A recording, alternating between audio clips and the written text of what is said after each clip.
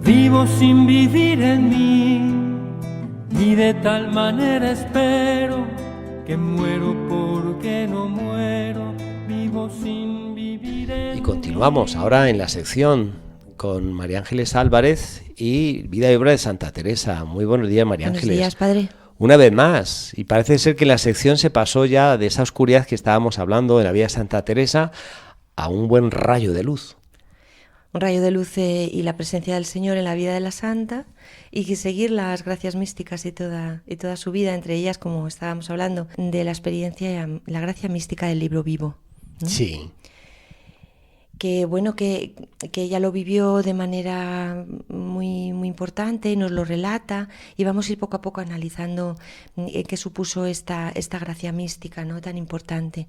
¿Cuál es la reacción que la produjo dentro, interiormente, ¿no? Que habíamos hablado en programas anteriores, que estaba en una noche oscura y todo este problema, todo este dolor que sentía. Es decir, ¿qué es lo que le hizo interiormente esta gracia, ¿no? Ella nos lo cuenta nuevamente en el libro de la vida, en el capítulo 26, ¿no? Sí. Dice así: como estaba ignorantísima de que podía haber semejante visión, dióme gran temor al principio, y no hacía sino llorar, aunque en diciéndome una palabra sola, de asegurarme quedaba como solía, quieta y sin ningún temor. Que está, como dijimos en el programa anterior, aquí realmente ella nos dice cómo ha salido de ahí y cómo va poco a poco avanzando. Pero empieza aquí a seguir un poco su vida y con todos los problemas que ha tenido y que sigue teniendo. Primer problema, sus confesores. Entonces empieza ahora a decirse, pero ¿cómo le voy a contar ahora esto al confesor? ¿Cómo le voy a decir todo esto, no? Y así lo dice ella, dice: preguntóme en qué forma le veía. Yo le dije, o sea, le preguntó el confesor que cómo le había visto. Sí. Nos está relatando esto Teresa. Dice: preguntóme en qué forma le veía. Yo le dije que no sabía cómo, mas que no podía dejar de entender, estaba cabe mí, y lo veía claro, y sentía. No hacía sino poner comparaciones y darme a entender. Y cierto, para esta manera de visión, a mi parecer, no hay mucho que cuadre. Pues preguntóme el confesor: ¿quién dijo que era Jesucristo?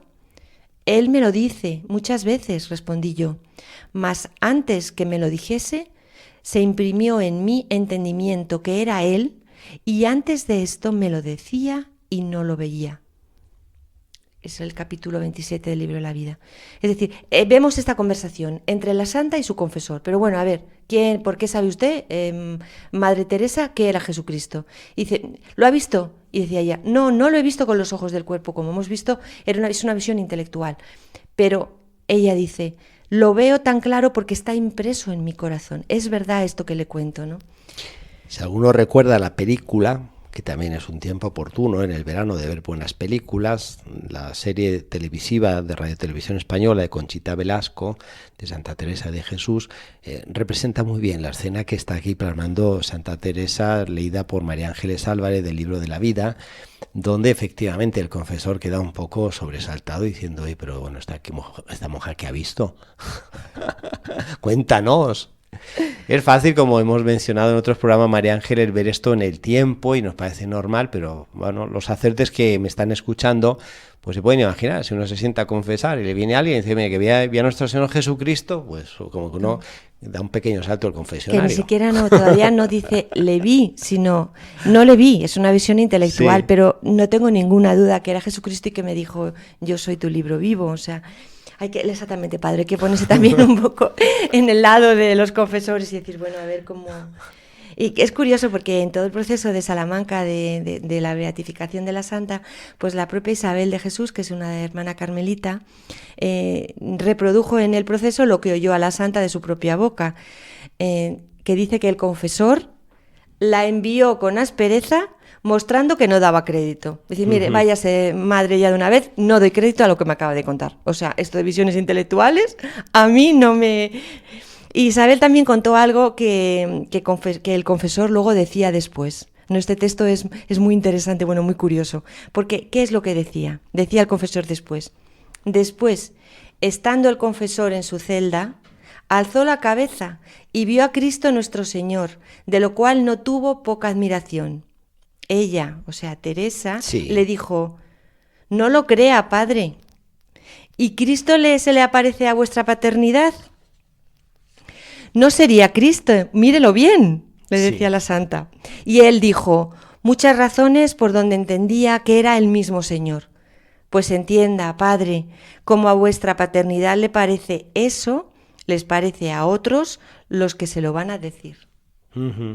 Es un texto que recoge Isabel de Jesús, bueno, que creo que es este momento. Es decir, este padre incrédulo ante lo que le estaba contando tuvo una aparición del Señor, y luego esta manera de ser de la santa, ¿no? Así, con esta ironía, que no me lo creo, padre, ¿cómo que dice que se la presenta al Señor en la celda, no? Se cambian las tornas y Teresa se pone en el lado del confesor como un poco a preguntarle, decir, no me lo creo, a ver, cuéntame, ¿cómo era?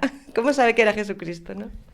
Viene muy bien retratado en la película que mencionábamos de Conchita Velasco sobre Santa Teresa de Jesús. Efectivamente, cómo se dan las vueltas y es ahora ella la que se vuelve inquisidora, ¿no? Esta gracia del libro místico, como dijimos, íbamos a recordar, pues se produjo en un momento en el que había aparecido unos meses antes el índice de los libros prohibidos de Fernando Valdés, de 1559. Entonces, yo he estado un poco recogiendo qué libros son los que estaban prohibidos para ver, sabiendo un poco las lecturas de la santa, qué había sido para ella, ¿no? Entonces, de los libros... Perdón, un pequeño comentario sobre los libros prohibidos, porque a veces se ha hablado un montón de estas cosas. Y una vez más, María Ángeles, hay que ponerse en el contexto histórico y en la moral que sentían los gobernantes y también los que llevaban adelante la Iglesia, de velar por el bien físico y espiritual del pueblo, de la comunidad. Entonces, de la misma manera que se edificaban murallas, yo también tenía que de alguna manera edificar murallas morales para, ante la amenaza en este caso de la época de lo que era el luteranismo, el protestantismo, las herejías, las brujerías, pues poder cuidar moralmente al pueblo. Esto lo llevamos hoy en día incluso a un ámbito familiar, que papá o mamá de familia pues no cuida la internet, de lo que puede ver su hijo por internet, de lo que ahí puede hacer a través del teléfono móvil, de tantas cosas, de las películas que uno va a ver al cine, en fin, de lo que uno lee. Pues había esta conciencia de cuidar por el bien moral del pueblo, de la comunidad, y esto hacía decir, pues miren, atención, que estos libros pues no son los más adecuados. Se hacía con ese fin, ¿no? Pero realmente en personas como por eso la santa... es necesario ir al contexto histórico y a la conciencia moral que tenían los gobernantes. Sí, los padres que querían llevar un poco la espiritualidad del pueblo. Pero a la santa le hizo muchísimo daño, porque no solamente este índice contenía muchos textos latinos, sino también otros libros en romance, que como hemos comentado, pues romance significa en la época de la santa libros en español, en lengua romance, ¿no? Pero ¿qué libros? Y ya, entonces esto ya, cuando lees esta lista que voy a hacer, pues todos los que conocemos a la santa ya nos damos cuenta de lo gordo que fue para ella. Por ejemplo, los libros del padre Granada, el Audifilia de Juan de Ávila, que hemos comentado aquí, que tanto le gustó. Los libros de San Francisco de Borja, amigo íntimo de la santa y que le hizo tanto bien. Los libros de Evia y de Palma, el Flos Santorum, que había leído desde su infancia ya en la casa de su padre, y que para ella era lleno de viñetas y lleno de historias. Menos mal que ya había leído todos estos libros. Sí. El Vita Patrum, es decir, donde estaban todas las vidas de los santos y comentadas. El libro de las horas en romance, es decir, ya no se podían rezar las horas en romance, sino nuevamente en latín. Y la Biblia, los salmos, los comentarios del Padre Nuestro en romance. Todo esto estaba en la lista de libros prohibidos. Yo me he quedado impresionada, porque incluso estos libros de devoción interna y profunda, bueno, pues estaban prohibidos, ¿no? Para ella esto fue tremendo. Pero como sabemos estas 3 palabras del Señor en esta gracia mística, no tengas pena, que yo te daré libro vivo, con el que comenzaron estas visiones cristológicas, cambió completamente para ella. Ya supo dónde estaba el libro vivo que la iba a ayudar. Ante esta experiencia mística, pues la santa se desbordó en lágrimas. Ella misma lo dice, ¿no? Dice, no hacía sino llorar de la emoción de vivir esta experiencia. Y además se avergonzaba un poco de ella. Me imagino que también diría, bueno, ¿ahora qué hace llorando esta madre, por favor? Sí. Es que es como sorprendente, ¿no? Ella nos lo cuenta en el capítulo 27 del libro de la vida. Vergüenza es, y yo cierto la he de mí, y si pudiera haber afrenta en el cielo, con razón estuviera yo allá más afrentada que nadie. Es decir, la pobre se encontraba como diciendo, ay, madre mía, no puedo dejar de llorar por la emoción de esta gracia mística tan grandísima que el Señor me ha hecho, pero me encuentro avergonzada por todo el espectáculo que estoy dando, ¿no? Porque ella en el fondo de su alma pues sentía que era algo profundo e insólito. ¿Por qué, padre? Vamos a hacer un pequeño inciso en algo muy importante. Porque ella se dio cuenta profundamente que Jesucristo estaba dentro de sí, dentro de ella, que estaba en persona, que era un Jesucristo humano, vivo, que estaba realmente a su lado derecho, que, como hemos dicho, no se separaba de ahí, y que es percibido no en su acción o en su irradiación, sino en que Él estaba presente. Parecíame, dice ella en el capítulo 27, ¿no? Parecíame andar siempre a mi lado, Jesucristo. No veía en qué forma, mas estar siempre al lado derecho sentíalo muy claro y que era testigo de todo. Bueno, voy a leer, padre, un momentito para terminar ya este tema del libro vivo y de la presencia de Jesucristo y todo esto. Que es muy interesante. Un preciosísimo discurso Sí. de Teresa, que es en el capítulo 27, justamente el comienzo de este capítulo, que me ha parecido muy Libro bonito. de la vida. Sí, del libro de la vida. Dice así. Yo estaba con esta aflicción de penas y con grandes oraciones que se hacía porque el Señor me llevase por otro camino que fuese más seguro, pues me decían, era tan sospechoso. Verdad es que, aunque yo lo suplicaba a Dios, como veía mejorada mi alma, no me lo podía creer. Yo me veía otra en todo. No podía sino ponerme en las manos de Dios, que Él sabía lo que me convenía, me cumpliese en mí lo que era su voluntad en todo. Es decir, algo que es muy importante. Yo me veía otra en todo. Uh-huh. Quizás esta es como la prueba palpable de que estas experiencias eran verdaderas, es decir, de que todo esto que la estaba pasando a la santa la estaba transformando. Era otra distinta porque estaba pasando de ser gusano a mariposa, estaba naciendo una mujer nueva, ¿no? Esta experiencia nos la vuelve a contar luego Teresa nuevamente en el libro de las moradas, nuevamente en el capítulo 6, ¿no? En este caso en el 8, como una gracia o regalo del Señor. En este momento, por tanto, con estas visiones intelectuales, comienzan también otras gracias místicas que se mezclan, que son las hablas. Es decir, es una gracia mística, dirá la gente que no conoce a la santa. Bueno, ¿qué es esto? ¿No? ¿Qué es esto de las hablas? Bueno, pues son hablas, es decir, que ella sentía en su alma, que estaba hablando el Señor con ella. Y es que es ella misma, la santa, la que nos aclara quién es el que estaba hablando con el alma. Y comienza, por tanto, este nuevo tipo de comunicación. Es decir, el Señor le dijo, yo voy a ser tu libro vivo, el Señor se le manifestó, el Señor se desposó con ella, el Señor estaba cabesí, es decir, estaba a su lado, y el Señor se comunicaba con ella. Los teresianistas muchas veces cuando nos explican, los carmelitas cuando nos explican la santa y su proceso de fe, siempre nos dicen que pensemos en una relación de amistad y de amor, en donde poco a poco la vida con el Señor se va intensificando. Es decir, ya no solo nos hemos visto, ya no solo sé que estás, sino ya me hablas, Señor, ¿no? Uh-huh. Estamos en ese momento, ya me hablas, Señor. En base a lo que estamos tratando, María Ángeles, y esto para animar a quienes están en la noche oscura, cómo hemos proyectado la luz que vino sobre Santa Teresa y cómo incluso lo que parecería pues una catombe, en este caso la prohibición de libros que Santa Teresa gustaba, le recreaba y le ayudaba espiritualmente, pues luego hizo que ella, apartada de esos libros, se adentrara mucho más en la figura de Jesucristo, al punto que son pocos los santos que han llegado a esa humanidad de Jesucristo como Santa Teresa. Y es ahí donde vemos cómo a través de la prueba, de la cruz, de la dificultad, Dios tenía algo preparado aún mejor. Claro, él era el libro vivo y él se comunicaba con ella. Se querían los dos. El Señor quiere a las almas, se relaciona con ellas, habla con ellas. Muchas veces tenemos que oírle. Quizá ese es el comienzo de la vida contemplativa. Incluso la forma de llegar a Santa Teresa en sus escritos a los lectores es porque Santa Teresa ya bien dice que no escribe nada que no haya experimentado. O sea, no es, vamos a decir así, la teóloga que ha racionalizado, que ha llegado a pensar, se ha visto influida por otras lecturas y bueno, plasma ahí una reflexión. No, esto es una experiencia que ella extrae y pone por escrito. Entonces, yo creo que esta es la llegada de Santa Teresa a muchos de sus lectores que se sienten luego atraídos y llevados por Santa Teresa. Y nos ayuda a esto, ¿no? A tener una vida más contemplativa, que todos podemos tenerlo incluso en nuestro día a día, ¿no? Para dejar que el Señor nos hable, porque si no estamos con tantas cosas, contándole tantas cosas, pidiendo tantas cosas, ¿no?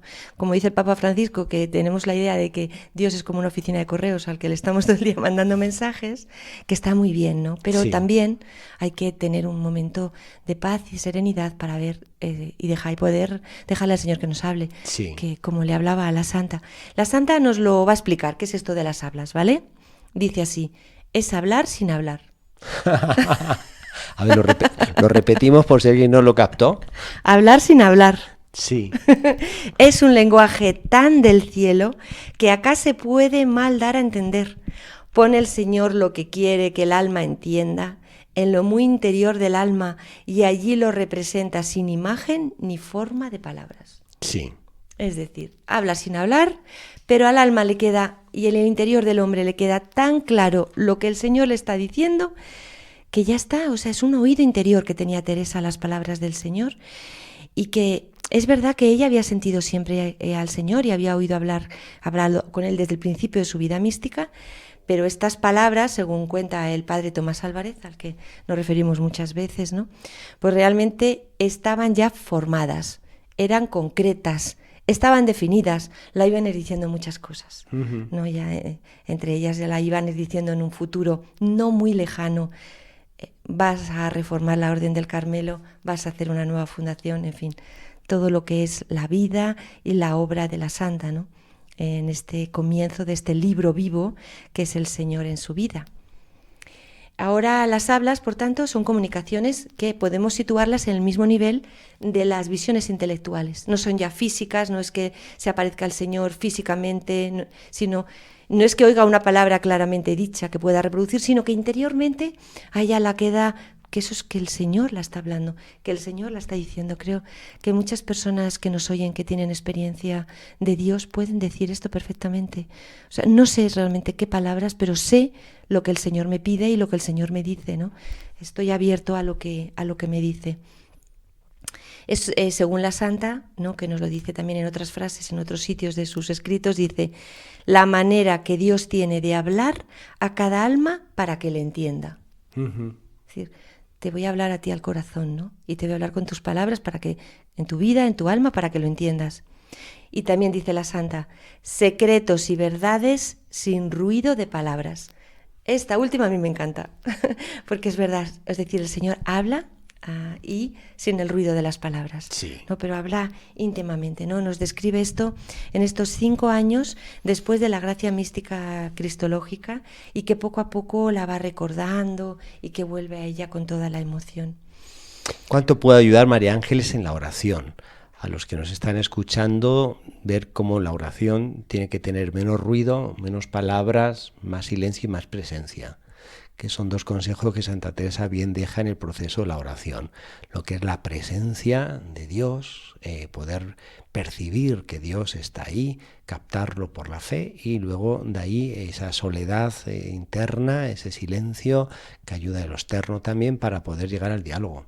Y es algo que también nos dejan todos sus hijos e hijas, ¿no?, dentro del Carmelo.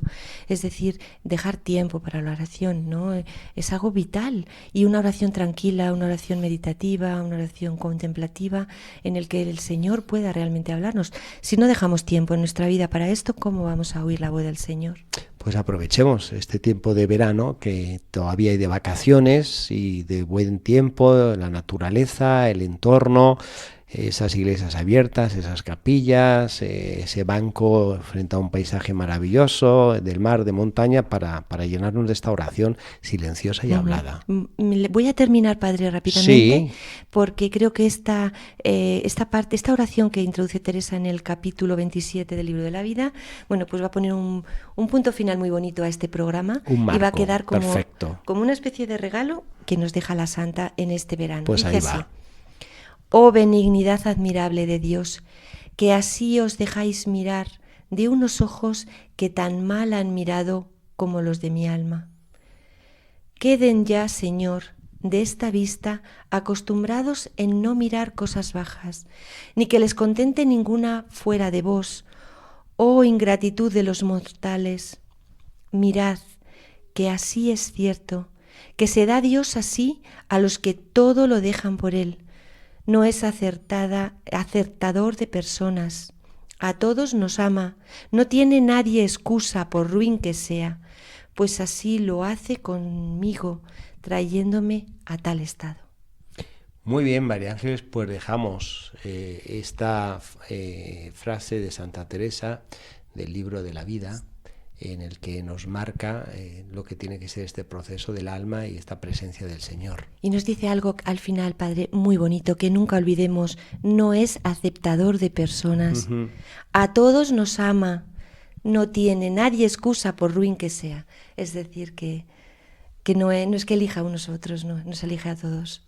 Muy bien, María Ángeles, muchas gracias y hasta la próxima. Pues si un Dios saludo quiere. y que continúe todo el mundo en el verano leyendo a la Santa y disfrutando con sus cosas. Muy bien, pues nos despedimos. Hasta aquí llega hoy La Espadaña en este programa de Radio María, en el deseo de hacerles llegar todo este aire de que supone la vida de Santa Teresa y esta realidad de lo que es el monasterio de la Encarnación, que viene a estar respirando y de manera especial en este tiempo con todo lo que estamos viviendo de Santa Teresa y todos los peregrinos que aquí llegan, que nos hacen sentir esta presencia viva de esta santa que dejó bien marcado este lugar.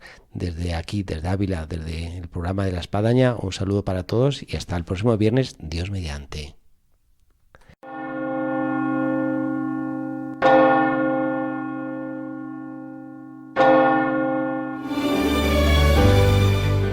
Han escuchado en Radio María La Espadaña, un programa que dirige el padre Arturo Díaz desde el Monasterio de la Encarnación en Ávila.